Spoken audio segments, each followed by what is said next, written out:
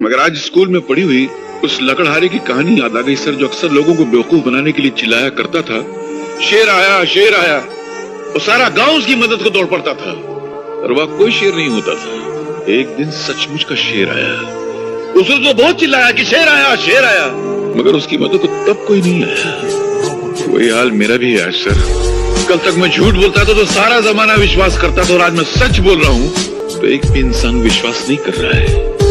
हालात शेर बनकर मुझे खा रहा है, मगर जमाना मेरी हालत पे मुस्कुरा रहा है। इस दुनिया में लाखों ऐसे बूढ़े हैं जो या तो अकेले हैं या बेमुरव्वत बेगैरत औलादों के बाप हैं, जो भूख से तड़प तड़प के मर जाते हैं, मगर उनके मुंह में पानी डालने वाला कोई नहीं होता है।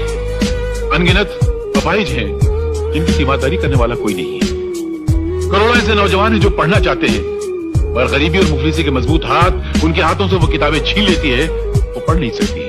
ऐसी लाख लटक के खुद कुछ करने का क्या मतलब है? अरे जिंदगी तो खुदा की नेमत है, जो नहीं समझा उसकी जिंदगी पे लानत है। अरे मुझे देखो, ये कैसी हालत है मेरी, न पेट में रोटी है, न जेब में ढेला है, कपड़ों को देखो हर 4 इंच पे थेगला लगा हुआ है, फिर भी जी रहा हूँ।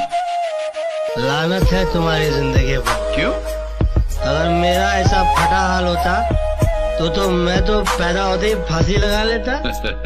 तुम्हारा हाल तो इस वक्त मुझसे 1000 गुना बेहतर है। अरे साला इस संसार में कौन भिखारी नहीं है, सब भिखारी हैं। हम पेट के भूखे हैं, रोटी के पीछे भागते हैं, इसलिए रोटी की भिखारी हैं। ये साले दौलत के चाहने वाले दौलत के भूखे हैं, इसलिए दौलत के पीछे भागते हैं, दौलत के भिखारी हैं। ये कुर्सी को चाहने वाले वोटों के पीछे भागते हैं, क्योंकि ये वोटों के भिखारी है। अपने मन से देखो तो इस संसार में हर इंसान हर घड़ी किसी न किसी चीज के पीछे भागता रहता है। हर इंसान किसी न किसी चीज का भिखारी है। सब कितना है कि कोई भिखारी जिसकी तकदीर अच्छी होती है वो अच्छाई बटोर लेता है, और जिसकी तकदीर खराब होती है वो बुराई बटोर लेता है। क्या माँ, गाली तो गरम गरम दे रही हो, चावल बासी दे रही हो। ऐसा चावल चूहे नहीं खाते, तुम मेरे खिला रही हो। अरे चाचा, तू कहीं का महाराजा नहीं, भिखारी है भिखारी। तो क्या हुआ, इस संसार को चलाने के लिए राजा और भिखारी दोनों जरूरी हैं। राजा टैक्स लेता है तो भिखारी भीख लेता है। राजा महल में राज करता है तो भिखारी तुम्हारे दरवाजे पे आके फरियाद करता है। राजा इंसाफ करता है तो भिखारी बाकी खाना साफ करता है। तुम्हारे दरवाजे पे आके अगर मैं भीख मांगता हूँ ना तो तुम मेरे पे एहसान नहीं करती हो, मैं एहसान करता हूँ, मालूम। एक अकेला दुख है जो चेहरे बदल बदल कर इंसान के सीने से चिमटा हुआ रहना चाहता है, मगर इंसान इतना बेवकूफ है कि उस वफादार दोस्त को ठुकरा कर बेवफा सुख की तलाश में भटकता रहता है। अरे सुख तो बेवफा तवाइफ की तरह है, जो आज इसके पास कल उसके पास। अगर इंसान दुख से दोस्ती कर ले तो फिर जिंदगी में कभी उसको सुख की तमन्ना ही नहीं रहेगी। तो मोहब्बत से मिटा जरूर है, मगर मोहब्बत के फलसफे को नहीं समझा तू। बहुत ऊंचा फलसफा है, और मैं यहाँ तेरी शरारतों को रब्बू करने आया था। तेरी बदतमीजों को रब्बू नहीं कर सकता मैं जा रहा हूँ। अरे क्या, मुझे किसी की जरूरत नहीं है। अरे जब मैंने अपने दिल में रहने वालों के जाने का अफसोस नहीं किया तो घर से जाने वालों की परवाह क्या करूँगा। ये मेरा इस्तीफा है। इस्तीफा? हम जैसे महान लोग जब आपकी मामूली सी नौकरी करते ना, तो आपका हम पर नहीं बल्कि हमारा आपकी नौकरी पर एहसान होता है। आप इतनी सी तनख्वाह देते हैं, हम आपकी ऑफिस को इतनी सारी इज्जत देते हैं। फैसला सुनाएंगे, मेरे कानों को सुनने की आदत नहीं है, मेरी जबान को सुनाने की आदत है, समझे। और एक बात और, आप मुझको नौकरी से अलग नहीं कर रहे हैं, बल्कि मैं आपको मालिक बनने से अलग कर रहा हूं। इस फकीर की एक बात याद रखना, जिंदगी का अगर सही लुत्फ उठाना है ना तो मौत से खेलो। सुख में हंसते हो तो दुख में कह लगाओ, जिंदगी का अंदाज बदल जाएगा। बेटे, जिंदा है वो लोग जो मौत से टकराते हैं, मुर्दों से बदतर है वो लोग जो मौत से घबराते हैं। सुख को ठोकर मार, सुख को अपना। अरे सुख तो बेवफा है, चंद दिनों के लिए आता चला जाता है, मगर दुख तो अपना साथी है, अपने साथ रहता। ये अनाथ आश्रम सब नाम के होते हैं, असल में ये मुसीबत आश्रम होते हैं। अनाथ आश्रम में जो बेचारे बच्चे पलते हैं वो भूख प्यास गरीबी जुल्म मार सहते सहते बड़े होते हैं, और जब बाहर निकलते हैं तो आदि मुजरिम बन चुके होते हैं।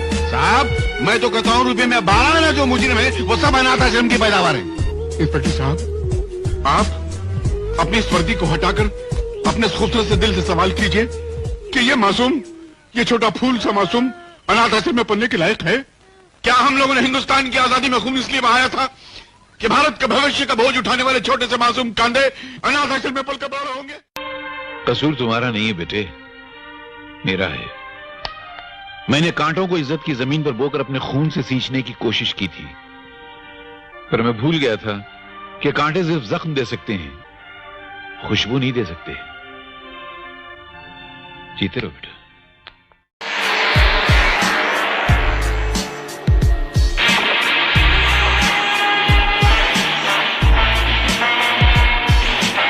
यहाँ किसके हुक्म से आए? हम अपने हुक्म के खुद मालिक हैं। हम अपने हुक्म से ही अंदर आए थे और अपने हुक्म से बाहर चले जाएंगे। तुमसे अच्छी तरह मिल लेने के बाद तुम्हें अच्छी तरह मालूम होना चाहिए कि तुम किसके सामने बैठे हो। हमें मालूम है, इसीलिए तो जूते तुम्हारे मुंह के सामने रखे हैं। तुम जैसे गद्दारों से हम नहीं, हमारे जूते ही मुंह लगाते हैं। सूर्यदेव सिंह, ब्रिगेडियर सूर्यदेव सिंह, भूल कैसे गए? हम आज भी ब्रिगेडियर हैं, कल भी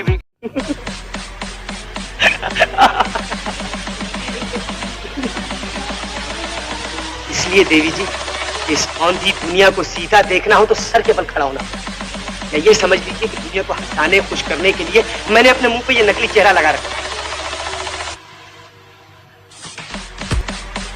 और सच पूछिए, दिल का दर्द और आंखों के आंसू छुपाने के लिए बेवकूफ मस्करे का फेस बड़े काम की।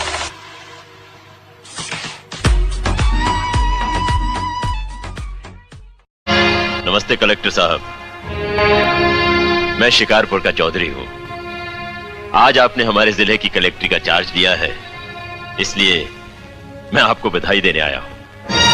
आप बाहर जाइए और फिर हमारी इजाजत लेकर अंदर आइए। आज तक मुझे किसी से इजाजत लेकर मिलने की जरूरत नहीं हुई कलेक्टर साहब। मैं तो चीफ मिनिस्टर के कमरे में भी यूं ही दाखिल हो जाता हूं। ये चीफ मिनिस्टर का कमरा नहीं है, ये कलेक्टर का ऑफिस है। आप बाहर जाइए और अपने नाम और काम की चिट भेजिए।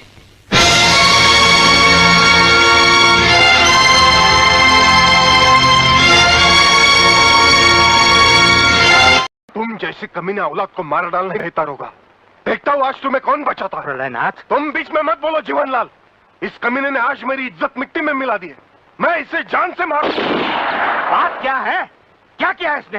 बेटे रसिक, बताओ क्या बात है। अंकल मैं हाँ हाँ बोलो, डरो मत। अंकल मैं एक लड़की से मोहब्बत करते हो, यही ना? हाँ। तुम भी कमाल करते हो प्रलयनाथ।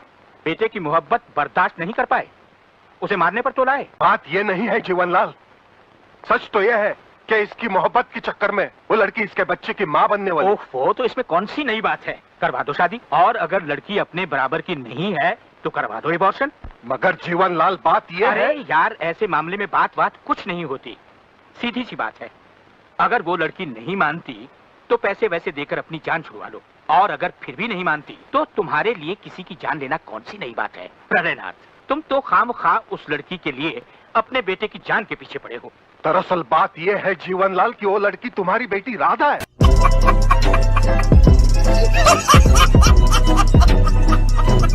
खत्म, बाय बाय, टाटा, गुड बाय, गया।